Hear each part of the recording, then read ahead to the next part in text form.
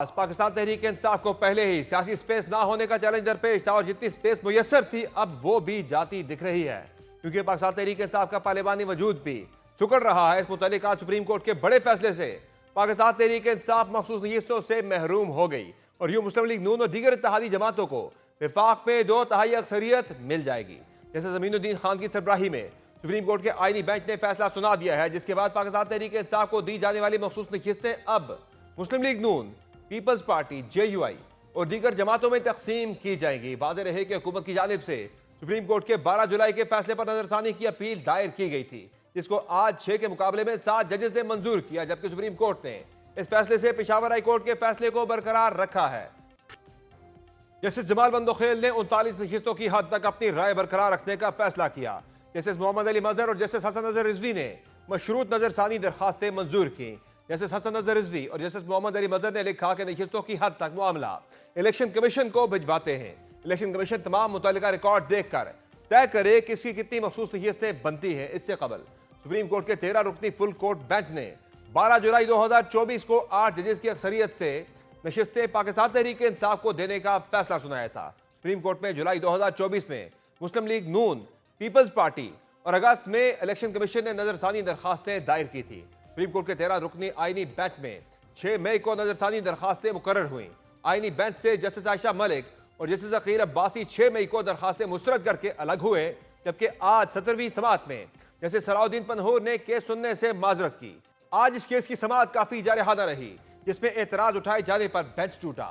एक जज की अलहदगी के बाद 10 जजेस ने समाअत शुरू की तो उन पर भी एतराज उठाया गया और जब इस एतराज को रद्द किया गया तो बेंच के जजों और पाकिस्तान तहरीक इंसाफ के वकील हामिद खान के दरमियान शदीद तर्क कलामी देखने में आई। मखसूस नशिस्तों पर नजरसानी केस की समाअत के आगाज में ही जस्टिस सलाउद्दीन पन्हूर ने केस सुनने से माजरत कर ली, जिससे केस की समाअत करने वाला बेंच टूट गया। समाअत के आगाज में जस्टिस सलाउद्दीन पन्हूर ने कहा कि अवाम का अदलिया पर एतमाद लाजिम है, जरूरी है कि किसी फरीक का बेंच पर एतराज न हो। हामिद खान के दलाइल से जाती तौर पर रंजीदा हुआ या जिस पर जानिबदारी के इल्जाम से तकलीफ हुई। अवाम में यह तासुर जाना कि जज जानिबदार है, दुरुस्त नहीं। इस मौके पर वकील हामिद खान ने इस इकदाम का खैर मकदम किया, जिस पर एक बार फिर तकरार शुरू हो गई। आईनी बेंच के सरबराह जस्टिस जमीनुद्दीन खान का कहना था कि यह खैर मकदम करने का मामला नहीं, जबकि जस्टिस जमाल बंदोखेल का कहना था कि हामिद खान साहब, हमने आपका लिहाज करके आपको मौका दिया, लेकिन आप दलाइल देने के हकदार नहीं। इस तल्ख मुकालमे के बाद समाअत को 10 मिनट के लिए मुलतवी किया गया। 11 रुकनी बेंच टूटने के बाद 10 रुकनी बेंच ने जब दोबारा समाअत का आगाज किया तो एक बार फिर बेंच के जजेस और वकील हामिद खान के दरमियान शदीद जुमलों का तबादला हुआ। समाअत के दौरान हामिद खान ने कहा कि मिसालें मौजूद हैं, आप ये समाअत नहीं कर सकते। इस पर जस्टिस बंदोखेल ने कहा, कहां लिखा है हम केस की समाअत नहीं कर सकते? सुप्रीम कोर्ट रूल्स में दिखाएं कैसे नहीं कर सकते समाअत। जस्टिस बंदोखेल ने कहा कि अगर आपने दलाइल देने हैं तो दें, वरना वापस कुर्सी पर बैठ जाएं। ये सुप्रीम कोर्ट है, मजाक बनाने की इजाजत नहीं देंगे। आप अच्छे वकील हैं, मगर आप जो यहाँ कर रहे हैं अच्छे वकील का रवैया नहीं है। हामिद खान ने जवाब दिया, आपको कोई हक नहीं ऐसी बात कहें, आप इतनी सख्ती कैसे कर सकते हैं?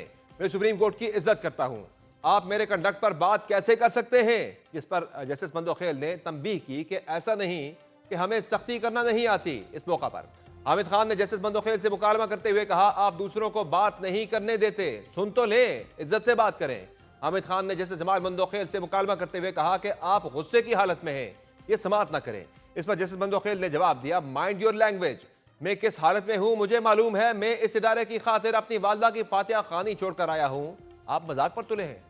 दौरान समाअत जस्टिस हाशिम काकड़ ने हामिद खान से इस्तफसार किया, आपने गुज़िश्ता रोज मेरे मेंटोर काजी फाइज ईसा का नाम लिया, सिटिंग जजेस पर इल्जामात आयद किए, आपको किसने हक दिया? आपने कल सुप्रीम कोर्ट को डी चौक बना दिया। अहम बात यह है कि इस फैसले के सियासी मुज़मरात भी इंतहाई अहम होंगे। जब कौमी असम्बली में पाकिस्तान तहरीक इंसाफ की पार्लिमानी हैसियत मजीद कमजोर होगी और नून लीग और इत्तेहादियों के लिए सादा अक्सरियत तक पहुंचना मजीद आसान हो जाएगा, वो भी बगैर पीपल्स पार्टी के। अगर नंबर गेम की बात की जाए तो इस वक्त कौमी असम्बली में नून लीग की 110, पीपल्स पार्टी की 70, MQM की 22, काफ लीग की 5, IPP की 4, मुस्लिम लीग ज़िया, BAP और नेशनल पार्टी की एक नशिस्त है, जबकि 4 आजाद अरकान हैं। इस तरह हुकूमत और इत्तेहादियों की तादाद 218 है और 19 मखसूस नशिस्तें मिल जाने के बाद यह तादाद 237 हो जाएगी, जबकि अवाम में सादा अक्सरियत के लिए 169 का नंबर दरकार है। इस नंबर में से अगर हुकूमत पीपल्स पार्टी को माइनस भी करती है तो हुकूमत और इत्तेहादियों का नंबर 162 होगा, यानी सादा अक्सरियत में 7 सीटें कम। अगर केपी असम्बली की बात हो तो 145 के बाद में अक्सरियत के लिए 73 का फिगर चाहिए। पाकिस्तान तहरीक इंसाफ की 58 नशिस्तें हैं, अपोजिशन अलायंस के पास 52 का नंबर है, जबकि आजाद अरकान की तादाद 35 है। यानी पाकिस्तान तहरीक इंसाफ के लिए विफाक और सूबे में अपनी पार्लिमानी हैसियत को बरकरार रखना बड़ा चैलेंज दरपेश होगा। एक तरफ पाकिस्तान तहरीक इंसाफ के लिए कानूनी रिलीफ के दरवाजे बंद होते जा रहे हैं, तो मकबूलियत के बावजूद पाकिस्तान तहरीक इंसाफ की कबूलियत अभी भी नापैद है। इसी तनाजुर में पाकिस्तान तहरीक इंसाफ से किसी भी किस्म की डील या पसे पर्दा मुज़ाकरात की तमाम कयास आराइयां दम तोड़ती जा रही है। इस मुतालिक आज भी एक वाज़ेह और दो टोक मौक़िफ़ सामने आया, जिससे इस अमर की भी तस्दीक हो गई कि पाकिस्तान तहरीक इंसाफ और मुक़तदरा के दरमियान डील तो दूर की बात, कोई बातचीत भी नहीं हो रही। अहम बात यह है कि यह तस्दीक आई भी आला तरीन सदा से है, जब DGISPR लेफ्टिनेंट जनरल अहमद शरीफ चौधरी ने खुद इस इम्कान को मुस्तरद किया कि इमरान खान के साथ मुज़ाकरात या पसे पर्दा राब्ते हैं। DGISPR की जानिब से BBC उर्दू को 18 मई को दिया गया इंटरव्यू आज नशर किया गया, जिसमें उन्होंने फौज को सियासत में मुलविस ना करने का मुतालबा करते हुए कहा कि फौज सियासी जमातों से नहीं बल्कि रियासत से बात करती है, और जिसकी हुकूमत होती है वही रियासत होती है। एक तरफ ये दो टोक और वाज़ेह मौक़िफ़ है, जिसने पाकिस्तान तहरीक इंसाफ की मुक़तदरा से बची कुछ उम्मीदों पर भी पानी फेर दिया है। दूसरी जानिब कानूनी तौर पर भी पाकिस्तान तहरीक इंसाफ के लिए अच्छे दिनों और अच्छी खबरों का फुकदान ही दिखाई दे रहा है। पाकिस्तान तहरीक इंसाफ को सियासी स्पेस मिल नहीं रही, कानूनी रिलीफ भी नापैद है, तो दूसरी जानिब अंदरूनी तौर पर भी पाकिस्तान तहरीक इंसाफ का हाउस इन ऑर्डर नहीं है।